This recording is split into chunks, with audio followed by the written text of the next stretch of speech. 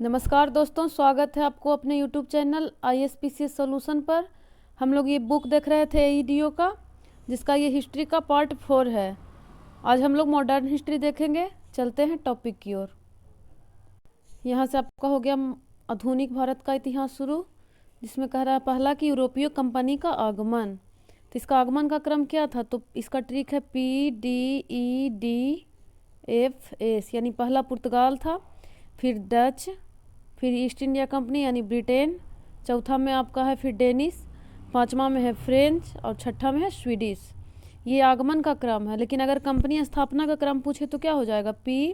ये दोनों का क्रम बदल जाएगा। PED, उसके बाद D, उसके बाद F, फिर S, यानी पहले पुर्तगाल, फिर ईस्ट इंडिया कंपनी, फिर डच, फिर डेनिश, फिर फ्रेंच, फिर स्वीडिश। तो इसी में दिया हुआ कंपनी और स्थापना। तो सबसे पहले किसका हुआ था? पुर्तगाल का। उसके बाद अंग्रेज का। तो अंग्रेज ईस्ट इंडिया कंपनी का 1600 में। डच का कब हुआ था? तो डच का आपका हुआ था 1602 में। डेनिश ईस्ट इंडिया कंपनी का 1616।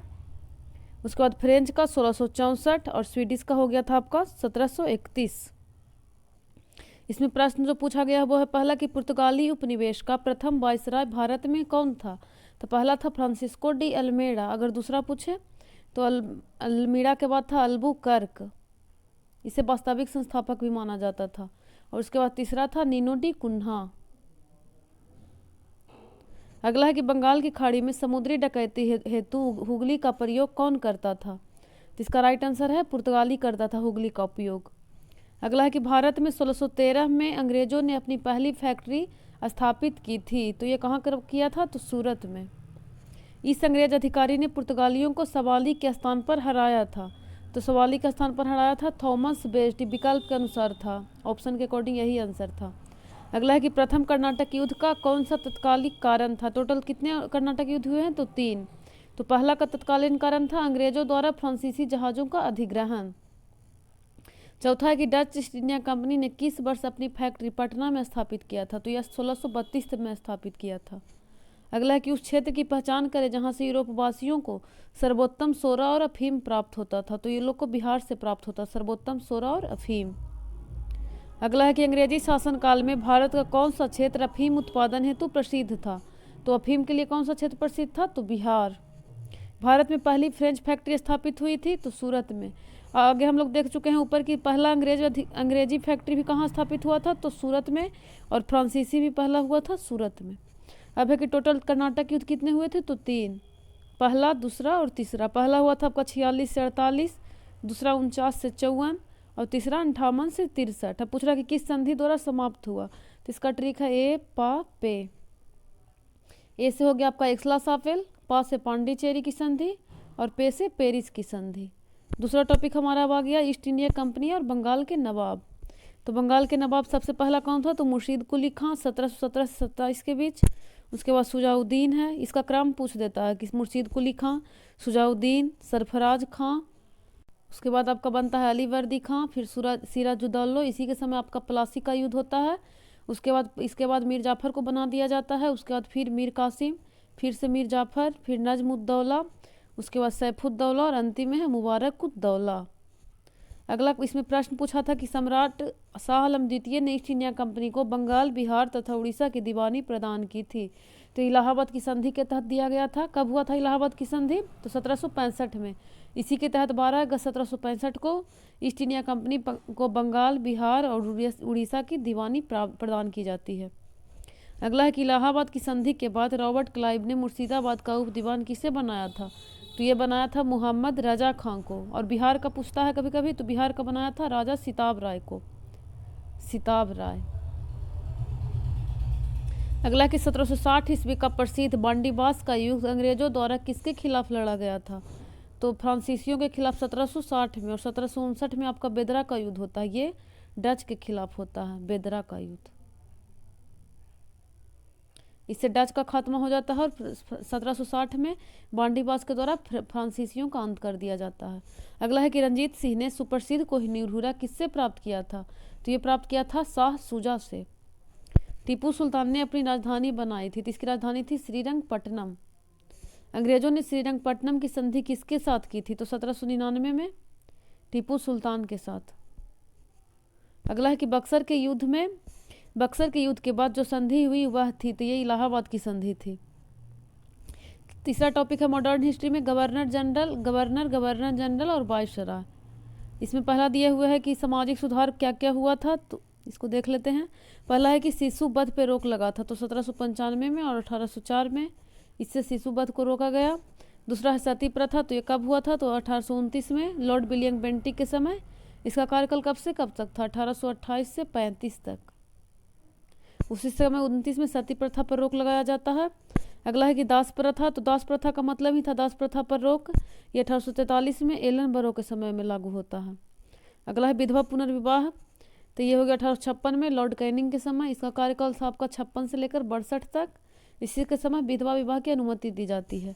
हिंदू नेटिव मैरिज एक्ट, इसके तहत अंतर्जातीय विवाह को प्रोत्साहन दिया जाता है। नॉर्थब्रुक के काल में 1872 में पारित होता है। एज ऑफ कंसेंट एक्ट, तो ये लैंसडाउन के काल में होता है। इसमें किया गया था कि लड़कियों की विवाह की आयु 12 वर्ष निश्चित की गई थी। इसके जस्ट बाद आपका शारदा एक्ट आता है, ये 1929 में, जिसके तहत लड़कियों की विवाह की आयु 14 वर्ष निश्चित किया जाता है। इरविन के काल में 26 से 31 था इसका कार्यकाल, 1926 से 31। 1891 में आपका एज ऑफ कंसेंट एक्ट आता है।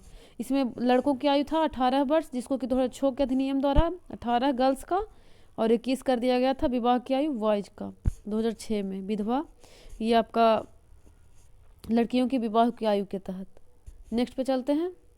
इस टॉपिक में हमारा गवर्नर जनरल वाइसराय एवं उनके महत्वपूर्ण कार्य दिया हुआ है। तो पहला आपका हो गया बंगाल के प्रमुख गवर्नर या गवर्नर जनरल। तो पहला कौन थे, तो क्लाइव था।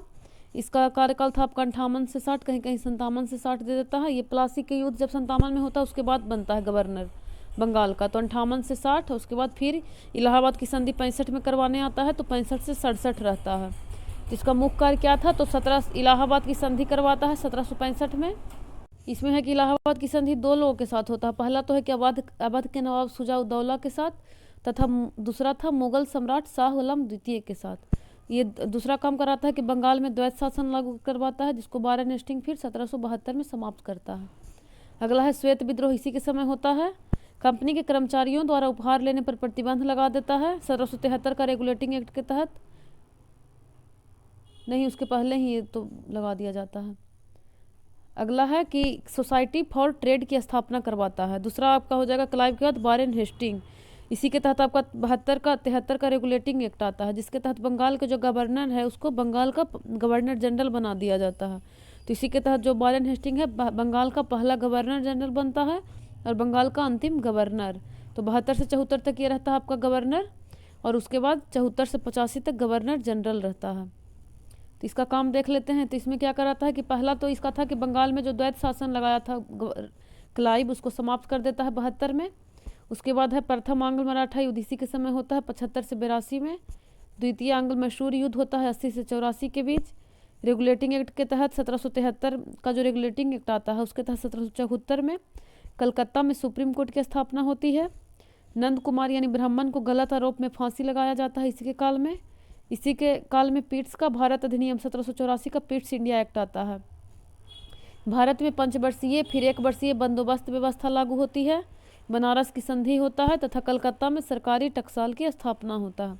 एक ये भी पूछ देता है कि जैसे कि कौन वहाँ जो ब्रिटेन जाकर आत्महत्या कर लेता है, तो क्लाइव। और एक पूछता है कि किस पे महाभियोग लगाया गया था, तो ये वारेन हेस्टिंग पर महाभियोग लगाया जाता है बर्क द्वारा। अगला है कि लॉर्ड कर्नवालिस 86 से 93 तक रहता है और फिर 5 में बनता है, लेकिन इसके जस्ट बाद इसकी मृत्यु हो जाती है। तो इसका देख लेते हैं काम। पहला तो है कि तृतीय अंगल मैसूर होता है। तृतीय अंगल मैसूर युद्ध होता है 1790 से 92 में। उसके बाद कलकत्ता, मुर्शिदाबाद, ढाका तथा पटना में 4 प्रांतीय न्यायालय की स्थापना करवाता है। तीसरा काम है कि बंगाल में अस्थायी भूमि बंदोबस्त प्रणाली की शुरुआत करता है 1793 में। भारतीय नागरिक सेवा का जनक इसे माना जाता है। अगला है कि न्यायिक क्षेत्र में शक्ति के पृथक्करण के सिद्धांत का जन्म कॉर्नवालिस संहिता लाता है 1793 में। रिवेन्यू बोर्ड की स्थापना होता है। साथ ही इसकी मृत्यु हो जाता है आपका भारत में, जिसकी समाधि यूपी के गाजीपुर में है। तो 3 चीज़ याद रखिएगा। पहला तो कि जो आत्महत्या कर लेता है ब्रिटेन जाकर, तो क्लाइव। दूसरा है कि महाभियोग लगाया जाता है, तो ये आपका ये वारेन हेस्टिंग पर।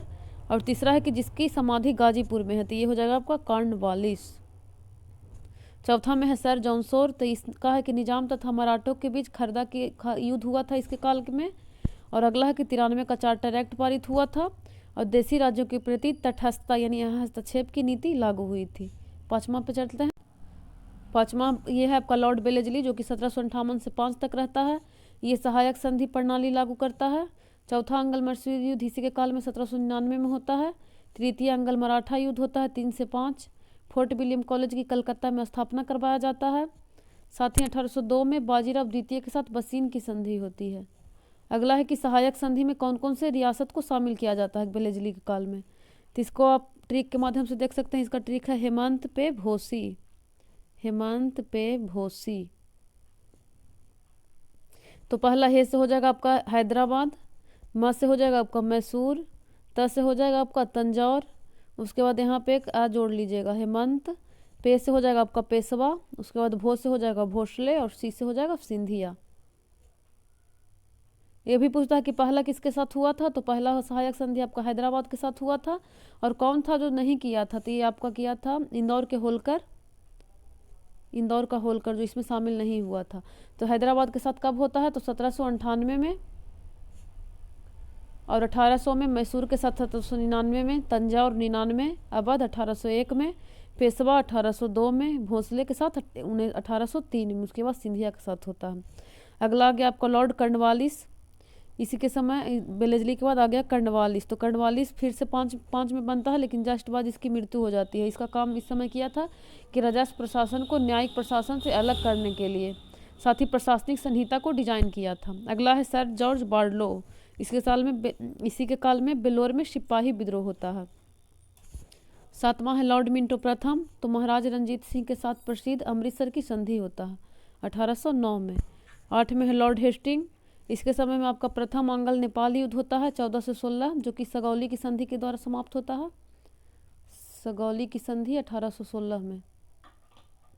अगला है तृतीय आंग्ल मराठा युद्ध 1718 के बीच, पिंडारियों का दमन होता है। 4 में है कि बंगाल में काश्तकारी अधिनियम लागू होता है।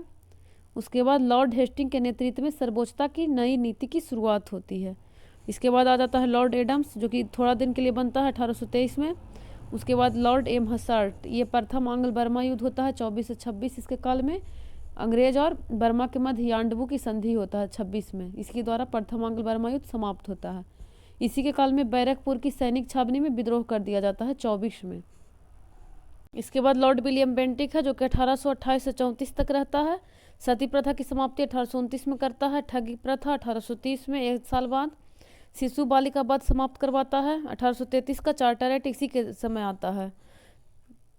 1833 का जो चार्टर एक्ट आता है उसके तहत क्या होता है कि बंगाल के जो गवर्नर जनरल थे उसे भारत का गवर्नर जनरल बना दिया जाता है। उसी के तहत लॉर्ड विलियम बेंटिक जो है वो प्रथम भारत के गवर्नर जनरल बनते हैं। और भी पूछेगा कि बंगाल का अंतिम गवर्नर जनरल, तो वो भी हो जाएगा ये विलियम बेंटिक, और भारत के प्रथम गवर्नर जनरल। तो इनका काम हो गया आपका गवर्नर जनरल के रूप में कि कलकत्ता में मेडिकल कॉलेज की स्थापना, सरकारी सेवाओं में भेदपूर्ण नीति की समाप्त करने की घोषणा, साथ ही भारत का प्रथम गवर्नर जनरल, ये तो हम पढ़ लिए। अंग्रेज भारतीय प्रशासन की सरकारी भाषा बनी अंग्रेजी। आगरा नई प्रेसिडेंसी बनी। आंग्ल प्राच्य शिक्षा विवाद इसी काल में होता है, तथा डिविजनल कमिश्नर यानी मंडलायुक्त की नियुक्ति। अगला है चार्ल्स मेटकॉफ, ये थोड़े दिन के लिए बनता है 35-36 में। समाचार पत्रों पर से प्रतिबंध हटाया जाता है। अगला है कि समाचार पत्रों का, इसीलिए इसको समाचार पत्रों का मुक्तिदाता कहा जाता है, लॉर्ड चार्ल्स मेटकॉफ को। इसके बाद लॉर्ड ऑकलैंड आते हैं, जो कि 1836 से 42 तक रहते हैं। इनके समय प्रथम आंग्ल अफगान युद्ध होता है। कंपनी महाराजा रंजीत सिंह तथा शाह सुजा के मध्य त्रिदलीय संधि होती है। कलकत्ता से दिल्ली तक ग्रैंड ट्रक रोड का मरम्मत होता है। इसके बाद आपका आ जाएगा 4 में गवर्नर जनरल में आपका एलनबरो, 42 से 44 कार्यकाल है। इसके तहत सिंध का अंग्रेजी राज में विलय, दास प्रथा की समाप्ति 1843 में एलनबरो के काल में, याद रखिएगा। रविवार की छुट्टी भी इसी के समय प्रारंभ होता है एलनबरो। प्रथम आंग्ल अफगान युद्ध समाप्त होता है एलनबरो में। उसके बाद हो गया आपका लॉर्ड हार्डिंग, प्रथम आंग्ल सिख युद्ध 45-46। उसके बाद लॉर्ड डलहौजी, इसमें है कि द्वितीय आंग्ल सिख युद्ध, पंजाब का अंग्रेजी राज में विलय, द्वितीय आंग्ल बर्मा युद्ध, व्यापगत के सिद्धांत का आरंभ। इसी के तहत आपका हो जाता है कर्नाटक के नवाब एवं तंजावुर की राजा की उपाधि समाप्त, अधिक कर्ज लेने के आरोप में बरार का विलय। इसी के समय करजन के समय ही आपका रेलवे लाइन का निर्माण, डलहौजी के समय रेलवे लाइन का निर्माण 1853 में। सर चार्ल्स वुड का शिक्षा पर डिस्पैच 54 में आता है। प्रथम विद्युत तार की शुरुआत 50 में। सर्वप्रथम डाक टिकटों का प्रचलन होता है। संथाल विद्रोह 1855-56 इन्हीं काल में होता है डलहौजी में। कुशासन का रूप में अवध का विलय कर दिया जाता है। यही व्यापकता से ध्यान दिलाते हैं, जिसमें क्या होता है, सतारा, जैतपुर, संभलपुर, बघाट, उदयपुर, झांसी, नागपुर, ये सबको विलय कर दिया जाता है। इसका भी ट्रिक था, उस दिन बताए थे हम लोग। सज संभल कर उदय हुए झांसी का नाग। स से हो गया आपका सतारा, बी से हो गया जैतपुर, ये ज से जैतपुर, या उसके बाद हो गया आपका संबलपुर, ब से हो गया बघाट, उदय से हो गया उदयपुर, झां से हो गया झांसी, उसके बाद नागपुर। सतारा 48, जैतपुर संभलपुर 49, बघाट 50, उदयपुर 52, झांसी 54, नागपुर 54। अगला है कि सार्वजनिक निर्माण विभाग तथा लोक निर्माण विभाग का स्थापना करवाता है।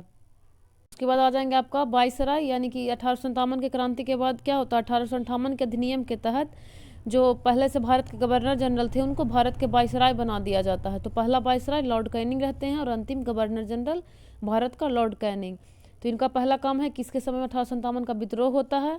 दूसरा है कि 56 का हिंदू 1856 में हिंदू विधवा पुनर्विवाह अधिनियम आता है, इनका ईश्वर चंद्र विद्यासागर के प्रयास से। उसके साथ 1858 का एक्ट आता है।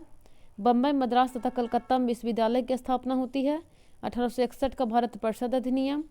भारतीय हाई उच्च न्यायालय अधिनियम 1861 के तहत कलकत्ता, बम्बई और मद्रास में एक एक हाईकोर्ट की स्थापना होती है। भारतीय दंड संहिता प्रभावी होता है 62 से। सिविल दंड संहिता 1861। भारत का ईस्ट इंडिया कंपनी द्वारा नियुक्त अंतिम गवर्नर जनरल रहता है और प्रथम वायसराय। उसके बाद एल्गिन आते हैं 62-63 में। इनके समय में वहाबी आंदोलन होता है, उसका दमन कर दिया जाता है। इसके बाद हो गया नेपियर, ये कार्यवाहक वायसराय बनते हैं। उसके बाद आता है डेनिसन, ये भी कार्यवाहक बनते हैं। सर जॉन लॉरेंस, इसके काल में अफगानिस्तान के संदर्भ में प्रसिद्ध हस्तक्षेप की नीति आती है, जिसे रिंग फेंस की नीति भी कहते थे। 1866 में उड़ीसा तथा 68-69 में राजपूताना तथा बुंदेलखंड में भयानक अकाल पड़ता है। बड़ी मात्रा में रेलवे तथा नहरों का निर्माण कार्य प्रारंभ। यूरोप के साथ प्रथम समुद्र संचार व्यवस्था स्थापित की जाती है। उसके बाद आ गया आप मेयो 69 से 72। इसका मेन अब काम देखते चल जाते हैं। पहला तो है कि वित्त का विकेंद्रीकरण, ये पूछा था कि भारत में वित्त का विकेंद्रीकरण कब हुआ था, तो मेयो के काल में। अजमेर में मेयो कॉलेज की स्थापना होती है। कार्यकाल के दौरान ही एक अफगानी द्वारा पोर्ट ब्लेयर में इसकी हत्या कर दी जाती है। ये भी पूछा है कि कौन सा एकमात्र गवर्नर जनरल वायसराय है जिसका हत्या किया जाता है, तो ये आपका हो गया मेयो। इसका होता है आपका पोर्ट ब्लेयर में हत्या अफगानी द्वारा। इसी काल में 72 में भारत में जनगणना प्रारंभ होती है, लेकिन नियमित जनगणना आपका एक साल बाद ये 1881 से रिपन के काल में होता है। इसके बाद आ जाएगा नॉर्थब्रुक 72 से 76 कार्यकाल है। पंजाब में कुक्का विद्रोह होता है तथा बंगाल में सबसे बड़ी अकाल 73 में पड़ती है। लॉर्ड लिटन हो गया 76 से 80। रिचर्ड स्ट्रेची की अध्यक्षता में एक अकाल आयोग का गठन होता है, ये 73 के अकाल के बाद 78 में। दिल्ली में एक भव्य दरबार का आयोजन होता है 1877 में। इसी के तहत महारानी विक्टोरिया को केसर हिंद की उपाधि दी जाती है। वर्नाकुलर प्रेस एक्ट आता है, जिसके तहत इंडियन आर्म्स एक्ट तथा इंडियन आर्म्स एक्ट, इसके तहत क्या होता था कि कोई भी अखबार को बिना इसके परमिशन के प्रकाशित नहीं किया जाता है। देसी प्रेस अधिनियम इसको कहा गया है, वर्नाकुलर प्रेस एक्ट को। अगला है कि वैधानिक जनपद सेवा में सम्मिलित होने वाले भर्तियों की आयु 21 वर्ष से 19 वर्ष की गई। ये ICS की जो एग्जाम होता था उसका है कि एज को 21 वर्ष से कम करके 19 वर्ष कर दिया जाता है। द्वितीय अंगल अफगान युद्ध होता है 78 से 80 के बीच। इसमें है कि लॉर्ड लिटन जो था ओवन मेरिडिथ के नाम से साहित्य का लेखन करता था। इसके बाद हो गया आपका रिपन 1880 से 84, इसे कहा जाता है। अगला है कि पहले देख लेते हैं इसके बारे में। प्रथम फैक्ट्री 1881 में आता है। हंटर आयोग की नियुक्ति होती है प्राथमिक शिक्षा हेतु 82 में। इल्बर्ट बिल विवाद 83 में आता है। इसके तहत क्या था कि दोनों को यूरोपियों को और यूरोपीय लोगों का न्यायालय में भारतीय द्वारा न्याय दिया जा सकता था, इसलिए अंग्रेजों द्वारा इसका बहुत ज़्यादा विरोध किया जाता है, जिसके बाद इसे वापस ले लिया जाता है इल्बर्ट बिल। यही इल्बर्ट बिल विवाद था। स्थानीय सुशासन की नियुक्ति करता है 1882 में। 10 वर्षीय जनगणना प्रणाली की शुरुआत होता है 1881 में। इसी में है कि प्रथम व्यवस्थित जनगणना कश्मीर को छोड़कर प्रत्येक 10 वर्ष पश्चात नियमित या व्यवस्थित रूप से जनगणना का निर्णय। और एक चीज़ और इसमें किया गया था, जो लिटन लाया था वर्नाकुलर प्रेस एक्ट, इसको ये समाप्त कर देता है रिपन। इसे सबसे बढ़िया बोला जाता है रिपन को, बढ़िया। जैसे कि सबसे अगर पूछा जाए कि सबसे अच्छा गवर्नर जनरल भारत का कौन था, तो रिपन, और सबसे खराब में करजन आता है। अगला है कि लॉर्ड रिपन को फ्लोरेंस नाइटिंगेल ने भारत का उद्धारक कहा था। अगला इसके बाद आ जाएगा डफरिन 84 से 88, इसी के समय राष्ट्रीय कांग्रेस का स्थापना होता है 1885 में। तृतीय अंगल बर्मा युद्ध 85, बंगाल काश्तकारी अधिनियम पारित होता है 85 में। इसके बाद आ गया लॉर्ड लैंसडाउन, मणिपुर विद्रोह होता है 1891 में। उसके बाद अगला है कि भारत और अफगानिस्तान के मध्य सीमा रेखा डुरंड रेखा का निर्धारण होता है 1893 में। अगला है कि भारतीय परिषद अधिनियम 1892 पारित होता है। तिलक द्वारा गणपति त्यौहार की घोषणा 93 में और दूसरा फैक्ट्री 91 में आता है। पहला 81 में आता है रिपन के समय। इसके बाद आ गया आपका लॉर्ड एल्गिन द्वितीय, मध्य प्रांत एवं बरार, बॉम्बे और पंजाब में भयानक अकाल पड़ता है। लॉयल कमीशन के नाम से अकाल आयोग का गठन होता है। तिलक द्वारा शिवाजी उत्सव की घोषणा 95 में और 93 में आपका गणपति त्यौहार। चापेकर बंधुओं द्वारा पूना में 2 अंग्रेज अधिकारियों की हत्या कर दी जाती है एल्गिन के काल में। एल्गिन द्वितीय ने कहा था कि भारत को तलवार के बल पर जीता गया है और तलवार के बल पर इसकी रक्षा की जाएगी। अगला है करजन 99 से 5 में रहता है। इसी के समय में मुंडा विद्रोह होता है 1899 से 1900 में। वर्ष 1901 में कृषि इंस्पेक्टर जनरल की कृषि कार्यों की देखरेख हेतु नियुक्ति होती है। नए प्रांत उत्तर पश्चिम सीमा प्रांत का गठन। यंग हंसबैंड के नेतृत्व में एक शिष्टमंडल लहासा तिब्बत गया। भारतीय विश्वविद्यालय अधिनियम आता है 1904 में। भारत लोक सेवा मंडल का गठन 5 में। सर डब्ल्यू फ्रेजर की अध्यक्षता में पुलिस आयोग का गठन 1902 में। सर टॉमस रेले की अध्यक्षता में विश्वविद्यालय आयोग का स्थापना 1902 में। सर एंटनी मैकडोनाल्ड की अध्यक्षता में अकाल आयोग 1900 में। प्राचीन स्मारक संरक्षण अधिनियम 1904। इसी के समय बंगाल विभाजन किया जाता है 1905 में। सिंचाई आयोग लाया जाता है कॉलिन स्कॉट मॉनक्रीफ की अध्यक्षता में। उसके बाद है रेलवे बोर्ड का गठन 1905 में। ये सब किसका हम लोग देख रहे थे, करजन का। इसी के बाद आता था आपका लॉर्ड मिंटो 1905 से 1910। इसी के में है 1909 का अधिनियम आता है मार्ले मिंटो के नाम से। मुस्लिम लीग का गठन 1906 में ढाका में होती है। आंग्ल रूसी मित्रता 1907 में। खुदीराम बोस को फांसी पड़ता है 1908 में।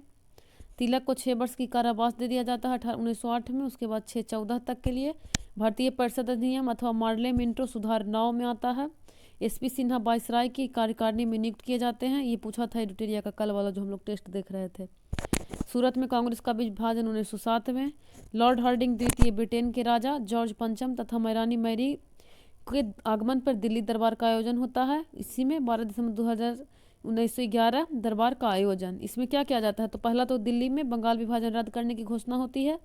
साथ ही राजधानी को कलकत्ता से दिल्ली लाया जाता है। दिल्ली राजधानी बनती है 1912 में।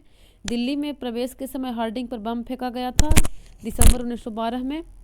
इसी के समय में आपका प्रथम विश्व युद्ध की शुरुआत होती है जुलाई 1914 में। 14 से 18 तक चला है। गांधी जी दक्षिण अफ्रीका से भारत वापस लौटे हैं 9 जनवरी 1915 को। इसलिए 9 जनवरी को क्या मनाया जाता है, प्रवासी भारतीय दिवस। गोखले और फिरोज शाह मेहता का देहांत होता है 1915 में। लॉर्ड हार्डिंग बीएचयू का कुलाधिपति नियुक्त किए जाते हैं 1916 में। हिंदू महासभा की स्थापना 1915। बीएचयू की स्थापना भी 1916 में ही होती है और इसी में पहली बार कांग्रेस ये आपका गांधी जी सार्वजनिक भाषण में शामिल होते हैं 1916 के बीएचयू में। हिंदू महासभा की स्थापना 1915 में। तिलक में एनी बेसेंट द्वारा होम रूल लीग की स्थापना होती है 16 में। तिलक अप्रैल में और एनी बेसेंट सितंबर में शुरू करते हैं। गांधी जी का चंपारण सत्याग्रह 1917। रॉलेट एक्ट लाया जाता है अप्रैल 1919 में। भारतीय ट्रेड, यही फिर आपका हो जाएगा यहाँ पे क्या चौरी रॉलेट एक्ट के बाद ही आपका हो जाता है जलियांवाला बाग हत्याकांड 13 अप्रैल 1919। भारतीय ट्रेड यूनियन कांग्रेस के प्रथम अधिवेशन 1920 में। इसके अध्यक्ष कौन बनते हैं, लाला लाजपत राय, याद रखिएगा लाला लाजपत राय। खिलाफत आंदोलन की शुरुआत हो जाती है 1920-21 में ही। अगला है कि गांधी द्वारा असहयोग आंदोलन की शुरुआत अगस्त 1920 में 9 अगस्त 8 या 9 अगस्त माना जाता है। सर एसपी सिन्हा बिहार तथा उड़ीसा के पहले भारतीय गवर्नर बनते हैं, ये भी पूछा था उस दिन टेस्ट में। जलियांवाला बाग हत्याकांड 13 अप्रैल 1919। मॉन्टेग्यू चेम्सफोर्ड सुधार अधिनियम 1919। तो ये तो चेम्सफोर्ड आ गया यहाँ पे, हाँ तो ये चेम्सफोर्ड ही देख रहे थे, सॉरी यहाँ तक मिंटो था, हार्डिंग था, उसके बाद हम लोग चेम्सफोर्ड देख रहे थे यहाँ से 16 से 21। इसी में होता आपका 16 में, यहाँ से 16 से 21 वाला कार्यकाल जितना भी था ये चेम्सफोर्ड का था। ये मॉन्टेग्यू चेम्सफोर्ड सुधार 1919 और तृतीय अंगल अफगान युद्ध 1900, ये तृतीय अंगल अफगान युद्ध शुरू होता है। उसके बाद 17 में है Lord Reading. Prince of Wales का भारत आगमन होता है 1921 में। मोपला विद्रोह हुआ था मालाबार तट पर केरल में 1921 में। चौरी चौरा कांड 4 फरवरी 1922 को होता है, जिसके तहत आपका असहयोग आंदोलन को वापस ले लिया जाता है 12 फरवरी 1922 को। काकोरी ट्रेन एक्शन 9 अगस्त 1925। कानपुर में अखिल भारतीय साम्यवादी दल का गठन 1925 में। अब आ गया लॉर्ड इरविन 26 से 31 कार्यकाल है, ये सब याद रखिएगा, कार्यकाल इसका पूछता है। रीडिंग तो 21 से 26, इरविन तो 26 से 31। इसके समय साइमन कमीशन की नियुक्ति होती है 1927 में।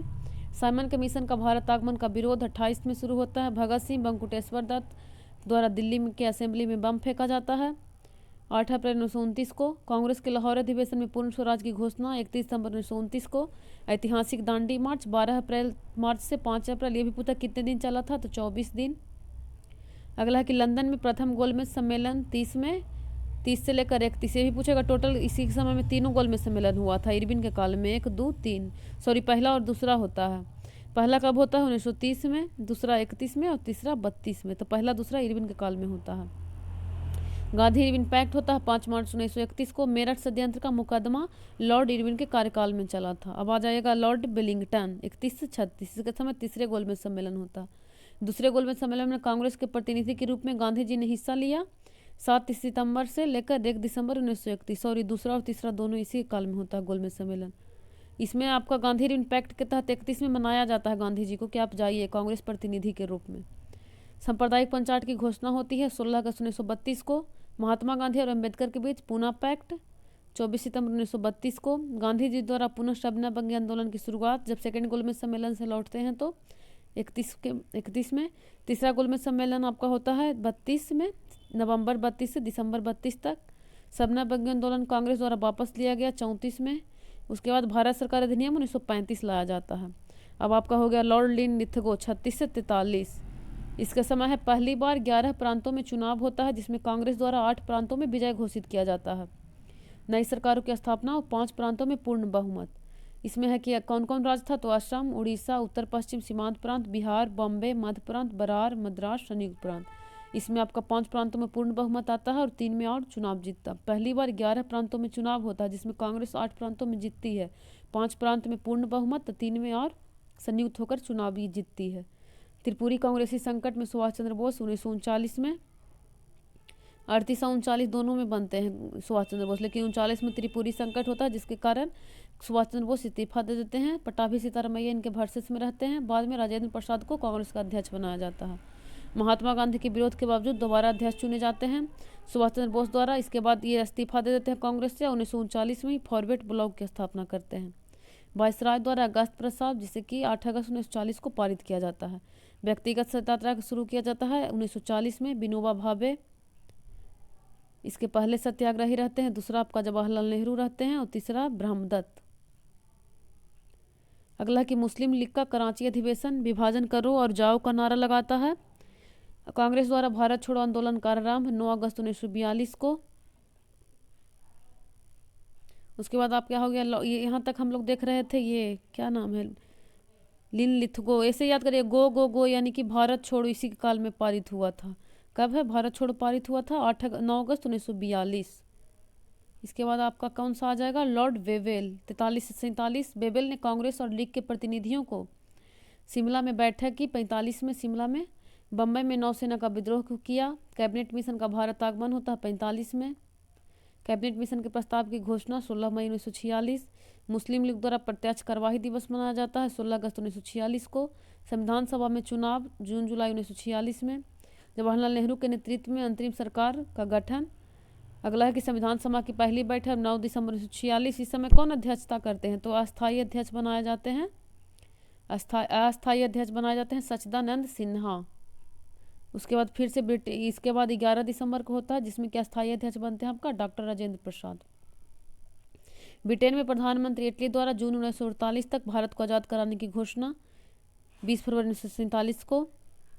अगला है कि लॉर्ड माउंटबेटन बंगाल तथा पंजाब में सीमा निर्धारण हेतु रेड क्लिफ आयोग का गठन करते हैं 3 जून योजना। इन्हीं के अनुसार भारत विभाजन की घोषणा किया जाता है। माउंटबेटन के काल में आता है 3 जून योजना। ब्रिटेन संसद में भारतीय स्वतंत्रता का विधेयक जुलाई 47 तथा 18 जुलाई को सम्राट द्वारा स्वीकृत किया जाता है। भारत स्वतंत्र हो जाता है आपका 15 अगस्त 1947 को।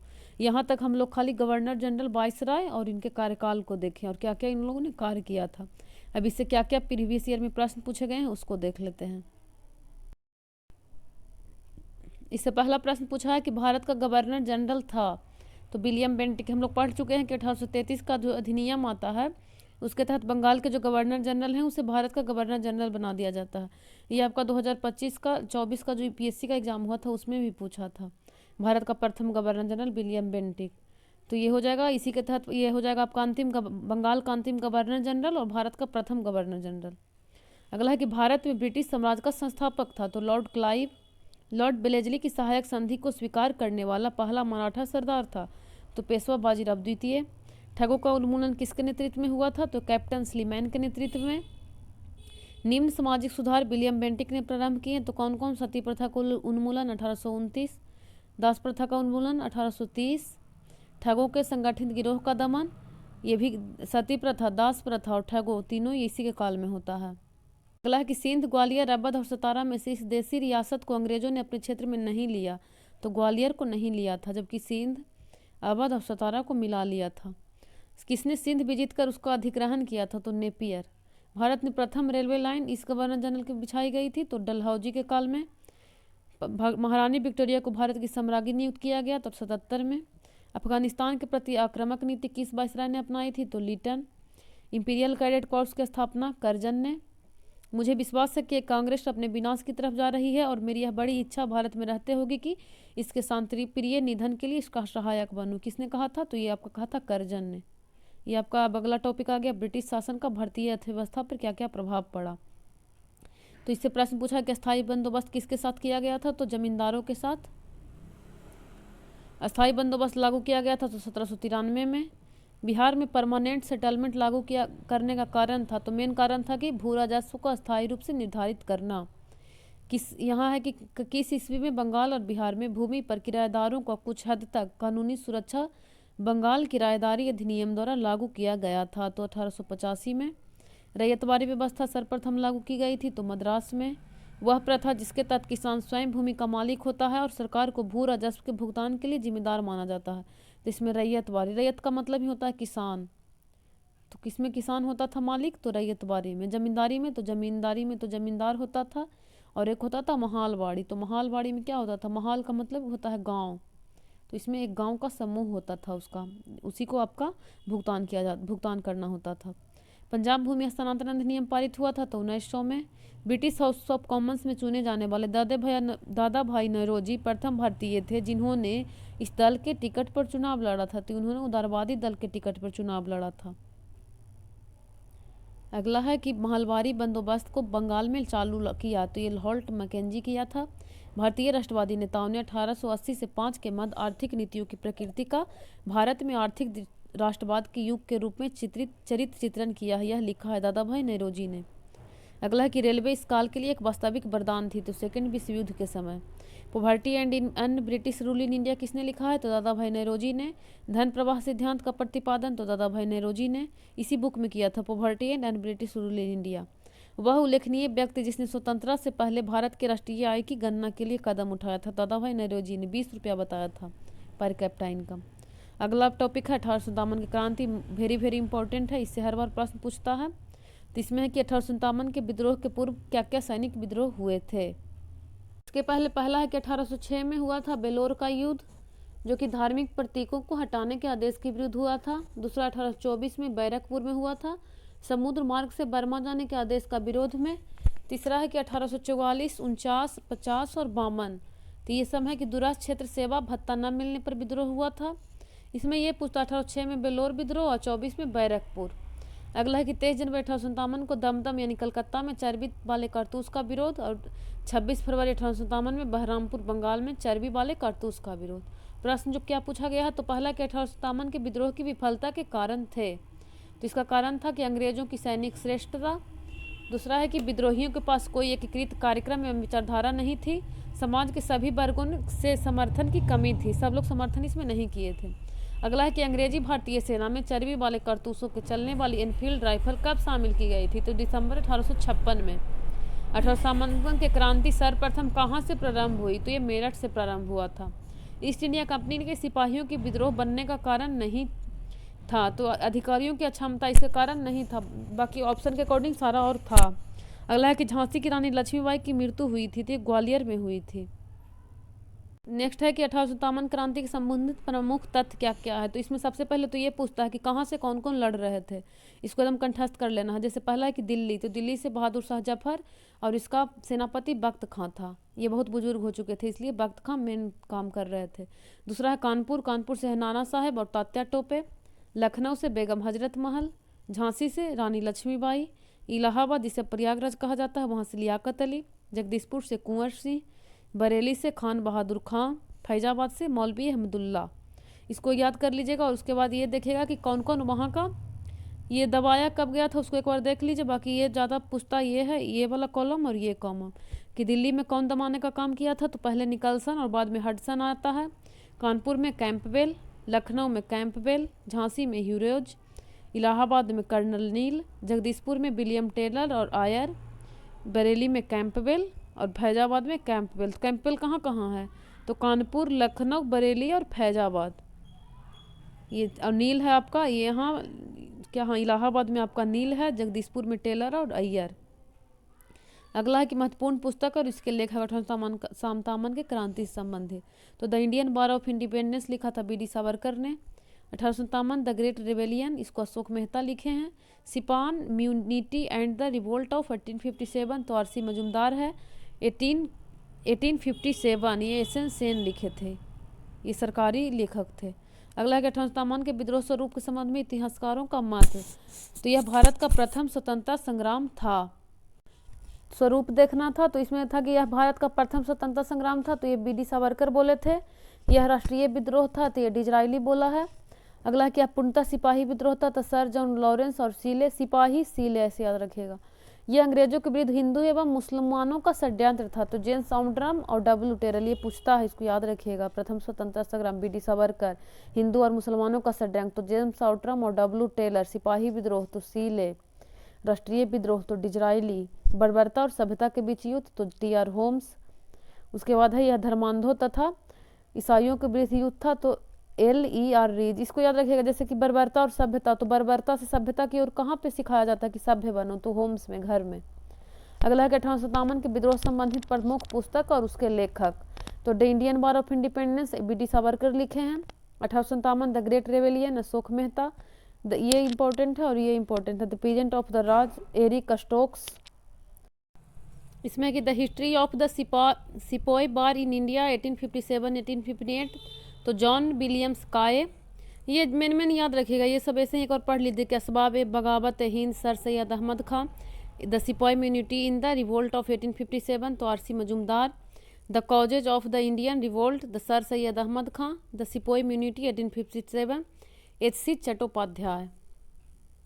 इससे पहला प्रश्न पूछा कि कुंवर सिंह अंग्रेजों के खिलाफ 1857 के विद्रोह में किस जगह शामिल हुए। तो ये आपके आरा से थे, हम लोग अभी देख चुके हैं, आरा ही जगदीशपुर, आरा या जगदीशपुर यही थे आपका कुंवर सिंह। अगला है कि 1857 की क्रांति के दौरान बिहार में क्रांतिकारियों के नेता थे, तो बाबू कुंवर सिंह। पहले हर बार ये प्रश्न पूछता था, बाबू कुंवर सिंह आरा से या जगदीशपुर से या बिहार में बाबू कुंवर सिंह। कुंवर सिंह के विद्रोह का नेतृत्व किस प्रांत से किया था, तो ये बिहार से। जगदीशपुर के किस व्यक्ति ने विप्लव के क्रांतिकारियों का नेतृत्व किया, कुंवर सिंह। जगदीशपुर के राजा थे कुंवर सिंह। पटना के 1857 के क्रांति संग्राम के नेता थे कुंवर सिंह। ऐसे इसका ये थे आपका एक पुस्तक विक्रेता थे, लेकिन इसमें ऑप्शन के अकॉर्डिंग कुंवर सिंह आंसर था। अगला कि मैं जहाँ भी हूँ जगदीशपुर वहीं है, यह कहा था कुंवर सिंह ने। 1857 विद्रोह का बिहार में 15 जुलाई 1857 से 20 जनवरी 1857 तक केंद्र था, 8 तक, तो ये जगदीशपुर में था।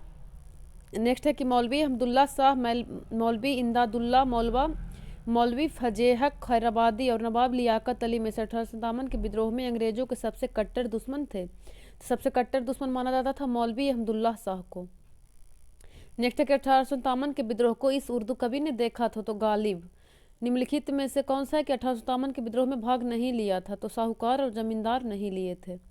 अंग्रेजी ईस्ट इंडिया कंपनी के कंट्रोल के खिलाफ बगावत नहीं की, तो हैदराबाद के निजाम ने। 1857 के विद्रोह के समय भारत का गवर्नर जनरल था, तो लॉर्ड कैनिंग। इसी को बाद में पहला वायसराय बना दिया जाता है 1858 के अधिनियम के बाद। 1857 के क्रांति में यानी विद्रोह में बिहार का वह भाग जो प्रभावित रहा था, तो मुंगेर प्रभावित नहीं हुआ था। 1857 के विद्रोह के बाद पहला व्यक्ति जो सशस्त्र विद्रोह के माध्यम से ब्रिटिश शासन को उखाड़ फेंकना चाहता था और भारत में स्वशासन स्थापित करना चाहता था, वह था, तो ये थे आपका वासुदेव बलवंत फड़के। 1857 में भारत का गवर्नर जनरल था तो ये कैनिंग था। नेक्स्ट कह रहा है कि 1857 का विद्रोह मुख्यतः किस कारण से असफल रहा था, तो इसका आंसर है कि किसी समान योजना और केंद्रीय संगठन की कमी के कारण। पहला में है कथन दिया हुआ कि 1857 में प्रथम स्वतंत्रता संग्राम ब्रिटिश सरकार के स्वतंत्रता प्राप्त करने में असफल रहा, तो ये तो सही है। दूसरा है कि बहादुर शाह जफर के नेतृत्व में जन सहयोग नहीं मिला था और अधिकांश महत्वपूर्ण रियासतों के शासक उनका साथ देने से कतरा गए थे, तो ये भी सही है। दोनों सत्य है तथा उसका सही स्पष्टीकरण है। अगला कि महारानी विक्टोरिया ने भारतीय प्रशासन को ब्रिटिश ताज के नियंत्रण में लेने की घोषणा की थी, तो 1 नवंबर 1858 को। कौन सा आयोग 1857 के विद्रोह के दमन के बाद भारतीय फौज के नव संगठन से संबंधित था, तो पील आयोग का गठन किया गया था। अगला कि 1857 के विद्रोह के बाद ब्रिटिश सरकार ने सिपाहियों का इन प्रांतों से चयन किया, तो गोरखा, सिख और पंजाबी उत्तर से किया था चयन। अन्य जन आंदोलन देख लेते हैं, जिसमें है कि अंग्रेजी शासन के विरुद्ध महत्वपूर्ण विद्रोह कहाँ कहाँ हुआ था, तो पहला सन्यासी विद्रोह बिहार बंगाल में, भवानी पाठक और देवी चौधरानी इसके नेता थे, 63 से लेकर 1800 में हुआ था। फकीर विद्रोह बंगाल में हुआ था, मजनू शाह एवं चिराग अली के नेतृत्व में 76-77 में। चुआर विद्रोह बंगाल में हुआ था, दुर्जन सिंह के नेतृत्व में 58 से 99 में। पॉलीगरों का विद्रोह तो ये तमिलनाडु में हुआ था, वीर पी कटुबोम्मन के नेतृत्व में 1799 से 1805 में। भील विद्रोह तो पश्चिमी घाट में हुआ था, ये पूछे हुए है, त्र्यंबक जी के अथी नेतृत्व में और 1818 से 31 में। रामोसी विद्रोह तो पश्चिमी घाट, चित्तर सिंह उमा जी के नेतृत्व में 22-26 में। पागलपंथी बंगाल में, करम शाह एवं टीपू शाह इसके नेता थे और 25 से 33 में। अहोम विद्रोह असम में होता है, गोमधर कुंवर और धनंजय बोरगोहानी, गोमधर कुंवर ही ज़्यादा देता है, 1828 में। वहाबी आंदोलन बिहार और यूपी में, सैयद अहमद बरेलवी इसके नेता थे, 1820 से 70 में। वहाबी आंदोलन मोहम्मद साहब-कालीन इस्लाम को पुनः स्थापित करना चाहते थे। कोल विद्रोह तो ये छोटा नागपुर क्षेत्र में होता है, बुद्धो भगत इसके नेता थे, 31-32। खोंड विद्रोह तमिलनाडु से बंगाल तक, उड़ीसा में 1914 में। चक्र बिश्नोई तथा अन्य इसके नेता थे, 37 से 56 तक चला था। खासी विद्रोह तो मेघालय में, इसके नेता थे तीरथ सिंह, इंपॉर्टेंट है।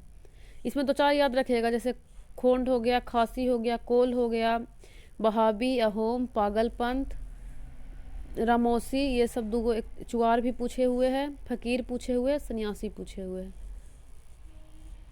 अगला है कि आंदोलन है संथाल विद्रोह, फराइजी हुआ था आपका बंगाल में, हाजी सरियतुल्ला एवं दादू मियाँ के नेतृत्व में 1818 से 62।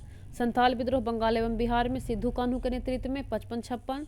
मुंडा बिहार में, बिरसा मुंडा इसके नेता थे, 99 से 100। पाइका विद्रोह उड़ीसा, बक्सी जगबंधु 17 से 25 चला था।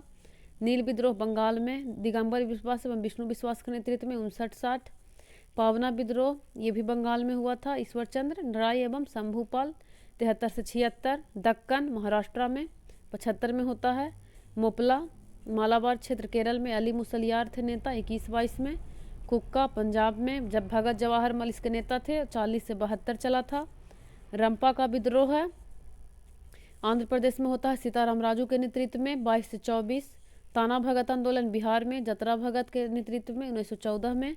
तेभागा आंदोलन बंगाल में होता है, 1946 से 47। नील विद्रोह किसके बारे में था, तो रैयत नील की खेती नहीं करना चाहते थे, लेकिन उनसे एक जबरदस्ती करवाया जा रहा था, अमान्य मूल्य पर, अमान्य मूल्य यहाँ पर होता। प्रसिद्ध नाटक नील दर्पण, जिसमें इंडिगो की खेती करने वाले किसानों को दमन का चित्रण किया गया है, की रचना किसने किया है, तो दीनबंधु मित्र ने नील दर्पण का लेखन किया है। बंकिम चंद्र चटर्जी के आनंद मठ में इस विद्रोह का उल्लेख नहीं है, तो सन्यासी, सॉरी, आनंद मठ में किस विद्रोह का उल्लेख है, तो सन्यासी का उल्लेख है। मुंगेर के बरहिया ताल विद्रोह का उद्देश्य था, तो बकास्त भूमि की वापसी की मांग। कुक्का आंदोलन किसने संगठित किया था, तो गुरु ग्राम सिंह। फराजी कौन थे, तो हाजी सरियतुल्ला के अनुयायी थे। फराजी आंदोलन के विरोध में 1839 में ढाका में तायुइन आंदोलन चलाया था, जौनपुर के करामत अली ने। महाराष्ट्र में रामोसी कृषक जत्था स्थापित किया था, तो वसुदेव बलवंत फड़के ने। रामोसी विद्रोह सही रूप में किस भौगोलिक इलाके में हुआ था, तो ये पश्चिमी घाट में हुआ था। मानव बलि प्रथा का निषेध करने के कारण अंग्रेजों के विरुद्ध करने वाली जनजाति का नाम था खोंद। 1831 में बुद्धो भगत के नेतृत्व में कोल विद्रोह कहाँ हुआ था, तो सिंहभूम में। बघेर विद्रोह कहाँ हुआ था, तो बड़ौदा में। इस स्थान पर आदिवासियों ने अंग्रेजों के खिलाफ विद्रोह किया था, तो बिहार में। ये ऑप्शन के अकॉर्डिंग है। अगला है कि 55 में संथालों के किस अंग्रेजी कमांडर को हराया, तो मेजर बारो या बारो होना चाहिए था। उलगुलान विद्रोह किससे जुड़ा हुआ है, तो बिरसा मुंडा विद्रोह से जुड़ा हुआ है।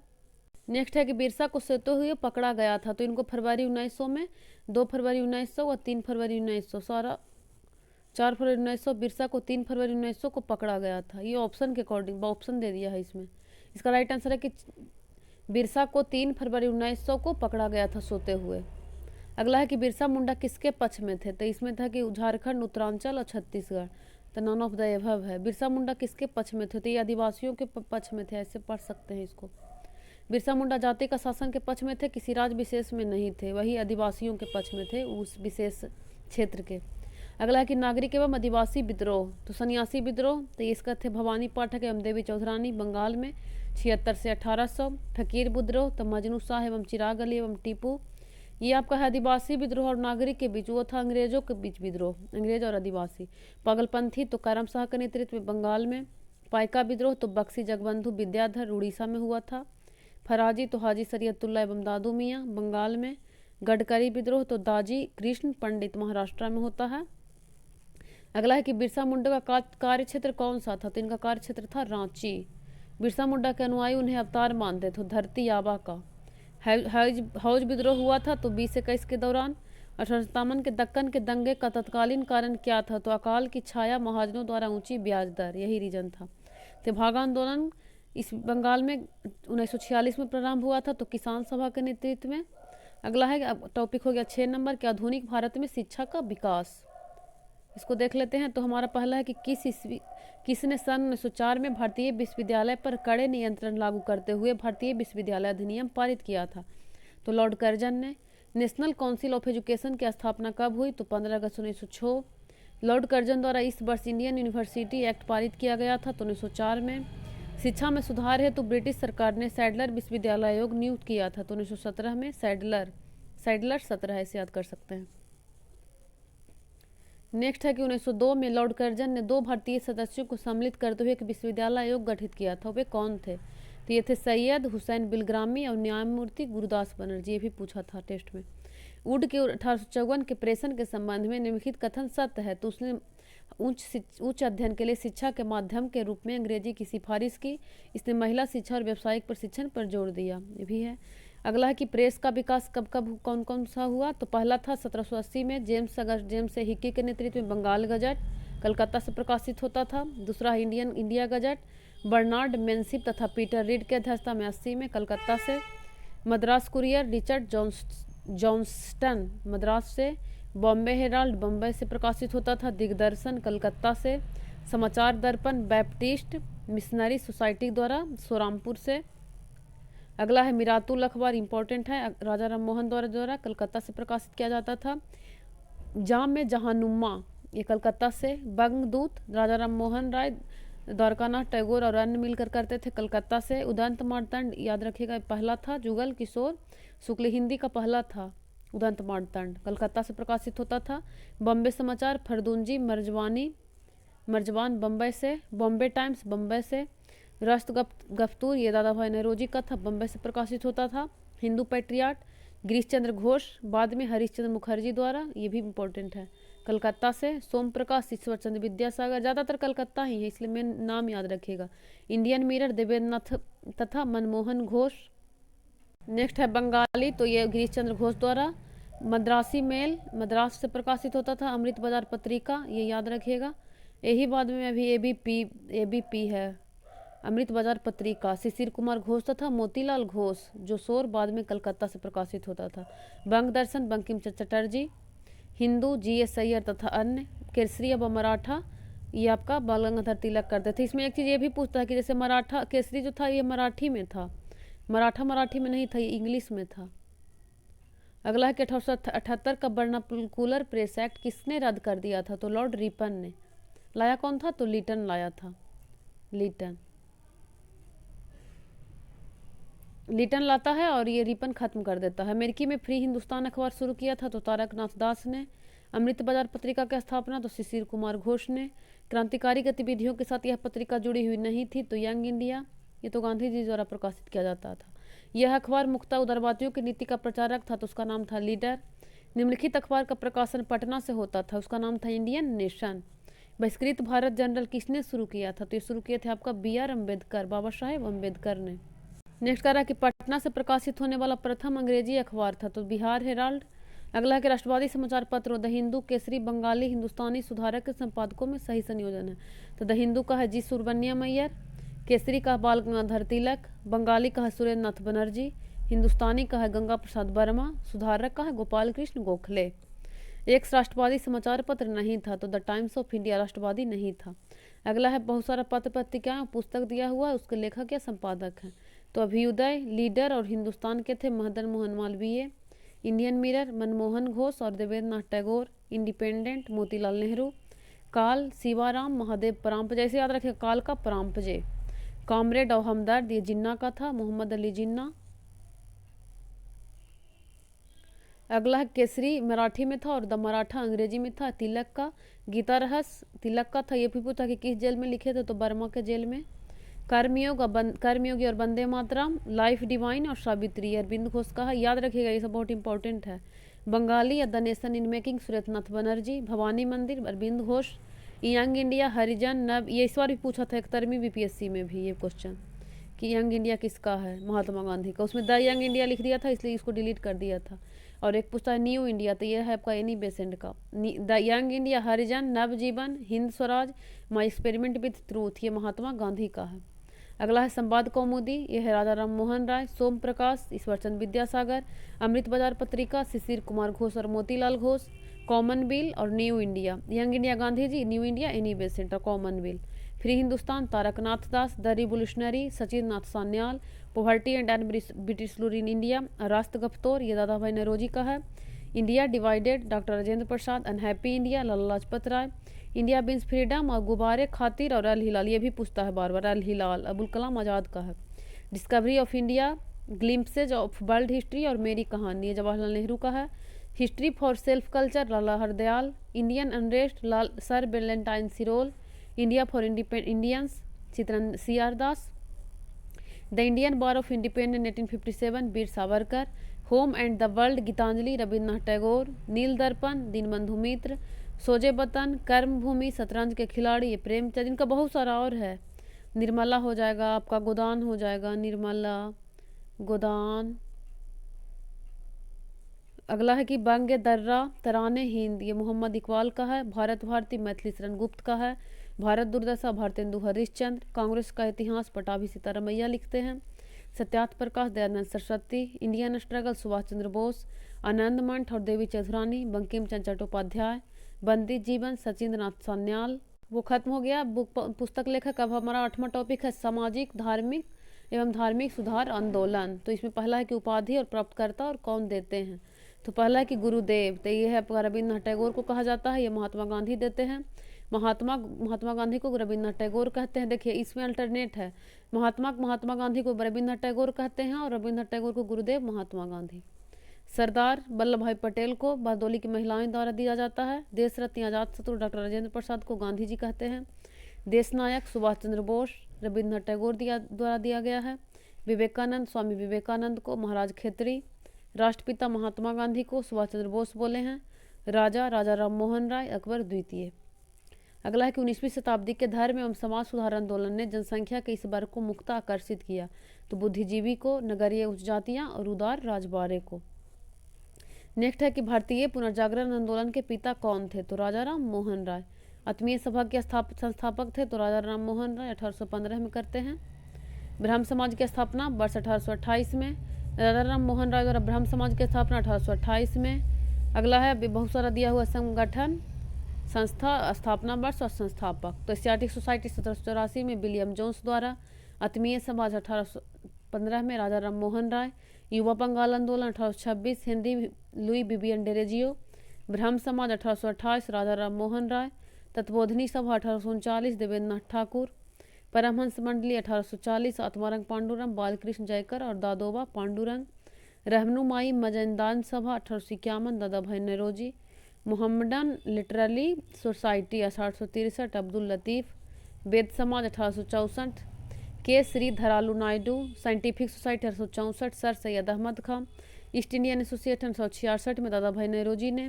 पूना सार्वजनिक सभा 1870 में जीबी जोशी, SH साठे तथा अन्य। प्रार्थना समाज 1867 में आत्मारंग पांडुरंग। बहुत सारा है इसमें। पहला है कि सत्यशोधक समाज 1873 में Jyotiba फुल्ले। Aligarh मोहम्मडम Anglo oriental college 1877 में सर सैयद अहमद खां। इंडियन लीग 1875 शिशिर Kumar Ghosh.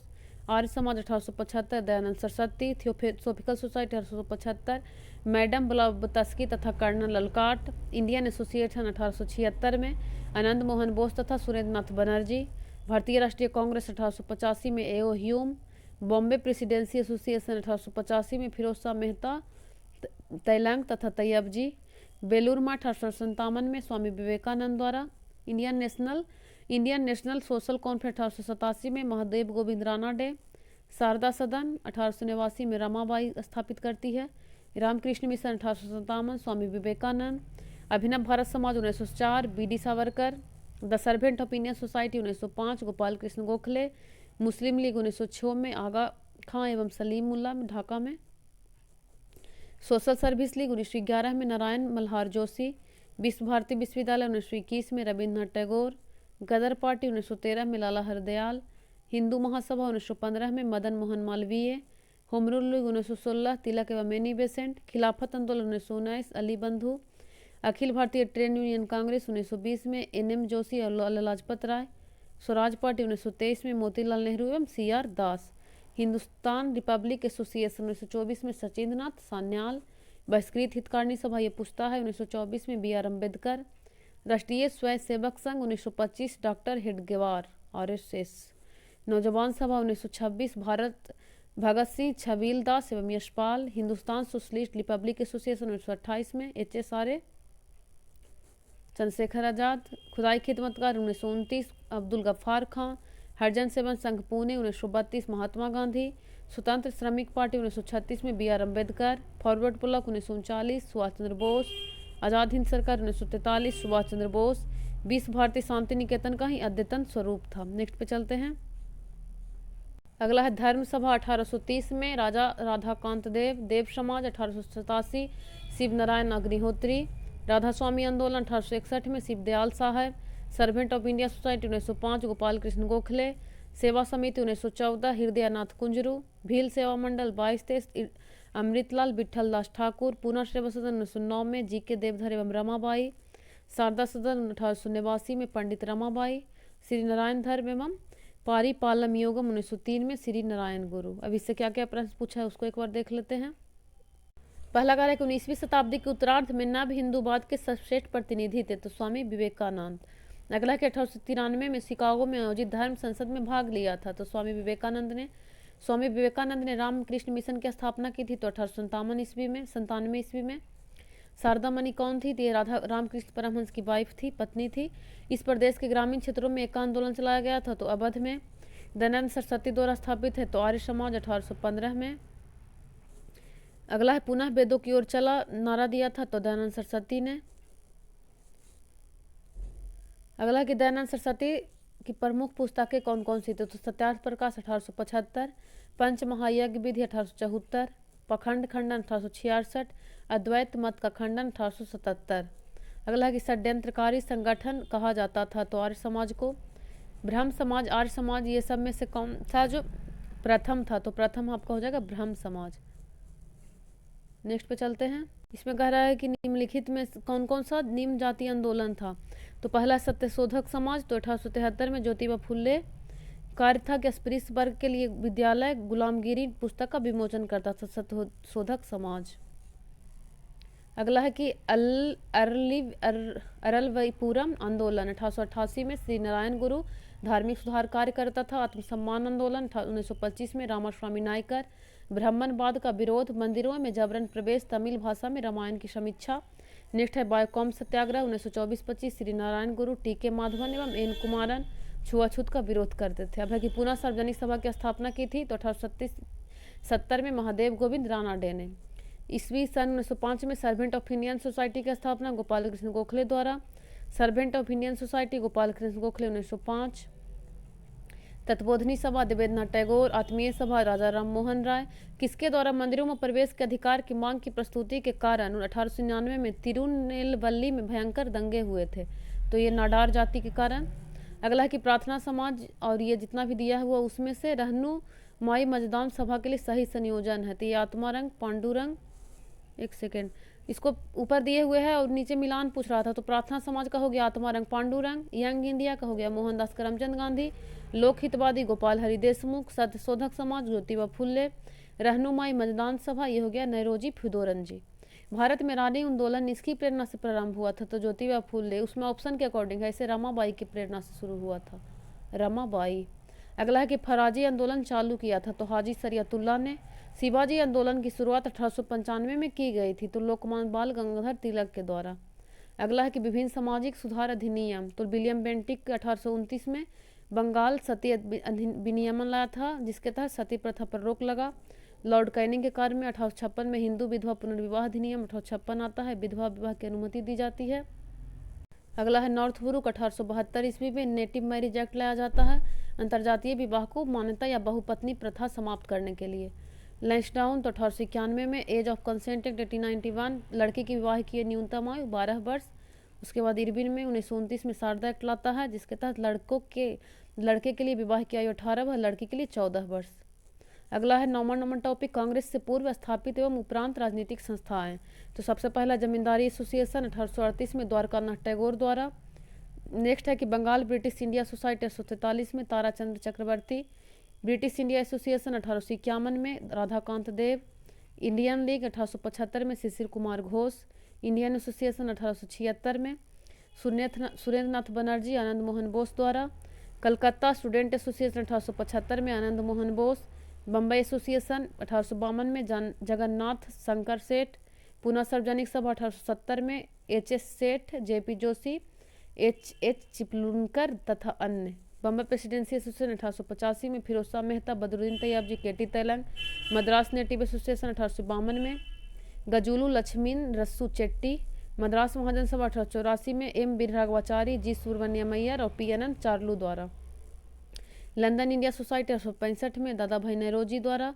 East India association 1866 में दादा भाई नौरोजी। इंडियन नेशनल यूनियन 1884 में ए.ओ. ह्यूम। यही आपका भारतीय राष्ट्रीय कांग्रेस हो गया बाद में। अगला है, इसे क्या क्या प्रश्न आया है वो देख लेते हैं। तो भारत संघ या इंडियन एसोसिएशन के संस्थापक थे? तो दादा भाई नौरोजी। अगला 1876 में इंडियन एसोसिएशन की स्थापना किसने की थी? तो सुरेंद्र नाथ बनर्जी ने। राष्ट्रीय कांग्रेस से पूर्व सबसे महत्वपूर्ण संस्था थी? तो Indian association of Kolkata. Next करा कि सुरेंद्र नाथ बनर्जी को भारतीय सिविल सर्विसेज से हटाया गया था। 1874 में नियुक्त किया गया था आपको 1869 में, 5 साल बाद निष्कासित हटाया गया था 74 में। पंजाब हिंदू सभा की स्थापना तो 1909 में। राजनीतिक सुधारों को लेकर विरोध करने वाले पहले भारतीय थे? तो राजा राम मोहन राय। मद्रास महाजन सभा की स्थापना 1884 में। बम्बई प्रेसिडेंसी एसोसिएशन की स्थापना हुई थी? तो फिरोज शाह मेहता, के.टी. तेलंग एवं तैयब जी। इसको याद रखिएगा, एम.टी.टी. मेहता, तैलंग और तैयब जी। बम्बई प्रेसिडेंसी एसोसिएशन की स्थापना। अगला है कि बी.डी. सावरकर हिंदू महासभा के अध्यक्ष निर्वाचित हुए थे? तो 1937 ईस्वी में। 10वां नंबर टॉपिक है भारतीय राष्ट्रीय कांग्रेस। इसमें पहला है कि भारतीय राष्ट्रीय कांग्रेस की स्थापना हुई थी? तो ए.ओ. ह्यूम ने किया था। भारतीय राष्ट्रीय कांग्रेस के संस्थापक में से एक थे? तो ये जो ए.ओ. ह्यूम थे असैनिक सेवक थे। भारतीय राष्ट्रीय कांग्रेस की स्थापना हुई थी तो 1885 में। 85 ईस्वी में बिमेश चंद्र बनर्जी द्वारा इंगित भारतीय राष्ट्रीय कांग्रेस के उद्देश्यों में से नहीं था? तो शिक्षित वर्ग की पूर्ण सम्मति से महत्वपूर्ण और आवश्यक सामाजिक विषय पर विचार प्रकट करना, ये नहीं था। अगला है कि भारतीय राष्ट्रीय कांग्रेस के दूसरे अधिवेशन की अध्यक्षता किसने किया था? तो दू से दूसरा, द से दादा। अगला है कि भारतीय राष्ट्रीय कांग्रेस के द्वितीय सम्मेलन में कितने मुस्लिम सदस्य भाग लिए थे? तो 33। कांग्रेस के द्वितीय मुस्लिम अध्यक्ष थे? तो रहीमतुल्ला मोहम्मद सयानी। पहला कौन थे? तो बदरुद्दीन तैयब जी। अगला है कि भारतीय राष्ट्रीय कांग्रेस के प्रथम महिला अध्यक्ष? तो एनी बेसेंट। प्रथम भारतीय पूछेगा तो सरोजनी नायडू, लेकिन प्रथम महिला एनी बेसेंट। अगला कि स्वराज मेरा जन्मसिद्ध अधिकार है और मैं इसे लेकर ही रहूंगा, किसने कहा था? तो बाल गंगाधर तिलक। स्वराज मेरा जन्मसिद्ध अधिकार है, ये हो गया आपका तिलक। किसने कहा था? कांग्रेस आंदोलन न तो लोगों द्वारा प्रेरित था, नहीं यह किसी द्वारा सोचा या सूचनाबद्ध किया गया था, तो ये लाला लाजपत राय। अगला कि भारत के विभाजन के समय भारतीय राष्ट्रीय कांग्रेस के अध्यक्ष थे यानी जे.बी. कृपलानी 47 में। अगला कि भारतीय राष्ट्रीय कांग्रेस की स्थापना सेफ्टी बल्ब सिद्धांत के आधार पर हुई थी, जिसका उद्देश्य ब्रिटिश सरकार को खतरे से बचाना था। यह लाला लाजपत राय का कहना था, सेफ्टी बल्ब सिद्धांत दिए थे लाला लाजपत राय। 11 नंबर टॉपिक है कांग्रेस के गरम दल एवं नरम दल। तो पहला कि कांग्रेस के नरम दल के नेताओं की आंदोलन की पद्धति थी, तो राज वामबंध आंदोलन। अधिकतर नरमपंथी नेता थे, ते शहरी क्षेत्रों से थे। उग्रपंथी नेता नहीं थे, यानी कि नरम दल के थे, तो ये गोपाल कृष्ण गोखले नरम थे। गांधी जी के गुरु थे। अगला है कि भारतीय राष्ट्रीय आंदोलन गर्मपंथी के प्रभावाधीन आया, तो 1906 के बाद। ये नेता कांग्रेस के गर्म दल से थे, तो अरविंद घोष और साथ में था लाल, बाल और पाल, 4 मेन आते हैं गर्म में। लाल, बाल, पाल यानी लाला लाजपत राय, बाल गंगाधर तिलक और बिपिन चंद्र पाल और अरविंदो घोष। बाल गंगाधर तिलक, दादा भाई नौरोजी, एम जी रानाडे और गोपाल गोखले में नरम दलीय के तौर पर नहीं जाना जाता था इनको। बाल गंगाधर तिलक को शेरे पंजाब कहा जाता था, तो ये लाला लाजपत राय। 1908 में बाल गंगाधर तिलक की जेल हुई, 6 वर्ष की हुई थी। अगला टॉपिक है 12 में भारत में क्रांतिकारी आंदोलन। तो पहला कि अभिनव भारत किससे संबंधित है, तो बी डी सावरकर। सन 1906 में लंदन में अभिनव भारत सोसाइटी की स्थापना, तो बी डी सावरकर। भारत में 1913 में अनुशीलन समिति की एक शाखा की स्थापना किया था, तो सचिंद्रनाथ सान्याल ने। अनुशीलन समिति थी, एक क्रांतिकारी संगठन था। मुजफ्फरपुर में किंग्सफोर्ड की हत्या का प्रयास 1908 में किया गया था। अगला है कि खुदीराम बोस ने किस स्थान पर किंग्सफोर्ड की हत्या का प्रयास किया था, तो मुजफ्फरपुर में। हिंदुस्तान रिपब्लिक एसोसिएशन HRA की स्थापना 1924 में। अगला कि सरफरोशी की तमन्ना अब हमारे दिल में है, देखना है जोर कितना बाजुए का तिल में है, तो बिस्मिल अजीमाबादी लिखे हैं। नेक्स्ट करा कि ककोरी ट्रेन डकैती कांड, जिसको अभी वर्तमान में क्या कहा जाता है, ककोरी ट्रेन एक्शन में किसको फांसी की सजा हुई थी, तो राम प्रसाद बिस्मिल और अशफाक उल्लाह को। Hindustan socialist Republic association HSRA के संस्थापक नेताओं में से थे, तो भगत सिंह, चंद्रशेखर आज़ाद ये सब थे। इनकलाब जिंदाबाद का नारा तो हसरत मोहानी दिए थे, लोकप्रिय बनाया था भगत सिंह ने इसको। अगला है कि सरकार के विरोध में असेंबली में बम फेंकने के समय भगत सिंह की एज थी, तो ये 22 साल से थोड़ा ज़्यादा था। अगला है कि सुखदेव सिंह, भगत सिंह एवं राजगुरु को कब फांसी पड़ा था, तो 23 मार्च 1931 को इस दिन शहीद दिवस भी मनाया जाता है। शहीद दिवस 2 दिन मनाया जाता है, एक दिन तो 31 जनवरी जिस दिन गांधी जी को मृत्यु हुई थी, और एक दिन 23 मार्च 1931 को, 2 दिन। अगला है कि चटगांव शस्त्रागार ढाबे के कौन संबंधित है, सूर्यसेन। निष्क्रिय विरोध के सिद्धांत का प्रतिपादन, तो अरविंदो घोष। अगला कि स्वतंत्रता संग्राम के दौरान भारतीय राज्यों कश्मीर, निजाम, हैदराबाद और त्रावणकोर आदि जैसे भारतीय शासकों द्वारा शासित में से समानांतर आंदोलन शुरू किया गया था, उसका नाम क्या था, तो प्रजामंडल आंदोलन। नेक्स्ट टॉपिक है 13 नंबर, भारत से बाहर क्रांतिकारी गतिविधियां। तो पहला में है कि लंदन में इंडिया हाउस के संस्थापक कौन थे, तो श्यामजी कृष्ण वर्मा। गदर पार्टी की स्थापना हुई थी तो 1913 में। गदर पार्टी की स्थापना कहाँ पर हुई थी, तो संयुक्त राज्य अमेरिका में। गदर पार्टी छिड़ने का सबसे महत्वपूर्ण कारण था तो प्रथम महायुद्ध का शुरू होना। जर्मनी के समर्थन में काबुल में राजा महेंद्र प्रताप सिंह के नेतृत्व में अंतरिम सरकार का गठन हुआ था, तो प्रथम विश्व युद्ध के समय। भारतीय क्रांति की जननी कहा गया है तो मैडम भिकाजी रुस्तम कामा को। मैडम कामा ने वर्ष 1907 में प्रथम तिरंगा ध्वज कहाँ फहराया था, तो स्टुटगार्ट, ये भी बार बार पूछता है। मैडम कामा ने भारत के तिरंगी स्वतंत्रता ध्वज को कहाँ फहराया, तो स्टुटगार्ट। सरदार उधम सिंह को किसने मारा था, तो माइकल ओडायर। करजन बाइली की हत्या के आरोप में मृत्युदंड किसको मिला था, तो मदन लाल ढींगरा को, यहाँ पर ढींगरा होगा। अगला कि 1906 में लंदन में अभिनव भारत सोसाइटी की स्थापना की थी, तो वीर सावरकर ने। नेक्स्ट टॉपिक है बंगाल विभाजन तथा स्वदेशी आंदोलन। इसमें पहला कि बंग भंग के बाद आंदोलन शुरू हुआ था, तो स्वदेशी। बंगाल विभाजन की घोषणा 1905 में करजन करता है, 19 जुलाई 1905 को। बाइकॉट और स्वदेशी आंदोलन के समर्थन में गोल्डन लीग की स्थापना देवघर में की गई थी। 1905 में बंगाल विभाजन किस वायसराय ने किया था, तो लॉर्ड कर्जन। बंगाल विभाजन के विषय में किसने कहा था विभाजन हमारे ऊपर बम की तरह गिरा, तो सुरेंद्रनाथ बनर्जी। बंगाल विभाजन के प्रत्याघात के रूप में कौन सा आंदोलन शुरू हुआ था, स्वदेशी आंदोलन। बंगाल 1905 में विभाजित हुआ, जिसके विरोध के फलस्वरूप यह दोबारा संयोजित हुआ वर्ष 1911 में। इसको आपका दिल्ली दरबार जब लगा था तब इसको एक कर दिया गया। अगला है कि लॉर्ड कर्जन द्वारा वर्ष 1905 में किया गया बंगाल विभाजन रद्द किया गया, तो वर्ष 1911 में। निम्न वर्ग 1905 के स्वदेशी आंदोलन का मुख्यतः प्रभावित रहे, तो कृषक और मुसलमान। भारत में स्वदेशी आंदोलन किस दौरान हुआ, तो बंगाल विभाजन के विरुद्ध में हुआ था। प्रथम बार संघर्ष के तरीकों के रूप में स्वदेशी एवं बहिष्कार, तो बंगाल विभाजन के समय। अगला है कांग्रेस बनारस कलकत्ता एवं सूरत अधिवेशन। पहला कह रहा है कि वर्ष 1906 में कलकत्ता कांग्रेस अधिवेशन की अध्यक्षता की थी, तो दादा भाई नौरोजी ने। कांग्रेस ने स्वराज प्रस्ताव वर्ष 1906 में पारित किया। प्रस्ताव का उद्देश्य था तो स्वशासन सुनिश्चित करना। अगला है कि 20वीं सदी के प्रारंभिक वर्षों में कांग्रेस के विभाजन की प्रक्रिया शुरू हुई, तो कांग्रेस आंदोलन की रणनीतियों पर, इसके उद्देश्यों पर और लोगों की भागीदारी पर। नेक्स्ट में चलते हैं। नेक्स्ट करा कि कांग्रेस के कलकत्ता अधिवेशन 1906 में स्वराज का झंडा फहराया गया दादा भाई नौरोजी द्वारा। वर्ष 1907 में सूरत में कांग्रेस की फूट को हमारे लिए एक महान जीत के रूप में प्रसन्नता व्याख्या की थी, तो कौन कहा था, लॉर्ड मिंटो ने। अगला टॉपिक है मुस्लिम लीग का गठन 1906। इसमें कहा कि सर सैयद अहमद खां, सर मोहम्मद इकबाल आगा खां और नवाब सलीमुल्लाह खां में से ऑल इंडिया मुस्लिम लीग की स्थापना किया था, तो नवाब सलीमुल्लाह खां ने। मुस्लिम लीग ने अपना वार्षिक अधिवेशन नियमित रूप से प्रारंभ किया था, तो 16 से 19 से 24 से या 25 से, तो नन ऑफ द एबव है।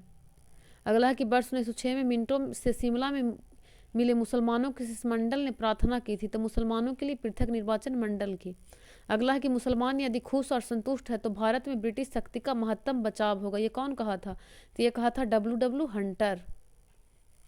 नेक्स्ट है कि राजेंद्र प्रसाद ने पाकिस्तान का जन्मदाता माना है लॉर्ड मिंटो को, क्योंकि यही आपका मार्ले मिंटो लाता है 1909 में, जिसी के तहत मुसलमानों को पृथक निर्वाचन दिया जाता है, इसलिए मिंटो को ही राजेंद्र प्रसाद पाकिस्तान का जन्मदाता मानते हैं। नेक्स्ट है कि ब्रिटिश शासन के दौरान बिहार को एक अलग प्रांत का दर्जा कब प्राप्त हुआ था? तो 1912 में। नेक्स्ट टॉपिक है होम रूल लीग आंदोलन। तो वर्ष 1915-16 में होम रूल लीग आंदोलन चालू लागू हुआ, तो एनी बेसेंट और बाल गंगाधर तिलक के नेतृत्व में। नेक्स्ट है कि इनका योगदान होम रूल लीग की स्थापना में नहीं था, तो TS अलकाट का, क्योंकि ये लोग था ऑप्शन में यही सब था ज़्यादा, तो इसका नहीं था। अगला है कि किस अधिवेशन में होम रूल समर्थक अपनी राजनीतिक शक्ति का सफलतापूर्वक प्रदर्शन कर सके? तो कांग्रेस का 1916 का लखनऊ अधिवेशन। नेक्स्ट है कि होम रूल आंदोलन भारत के स्वतंत्रता संग्राम के एक नए चरण के आरंभ का द्योतक था, क्योंकि इसने देश के सामने स्वशासन यानी सेल्फ गवर्नमेंट की एक ठोस योजना रखी। आज यहीं तक कंटिन्यू करते हैं। कल हम लोग कांग्रेस अधिवेशन कब और कहाँ हुआ था इसको देख लेंगे। 1 या 2 लेक्चर और लगेगा मॉडर्न हिस्ट्री में, उसके बाद ये खत्म हो जाएगा हिस्ट्री इसका। मिलते हैं नेक्स्ट लेक्चर में। धन्यवाद।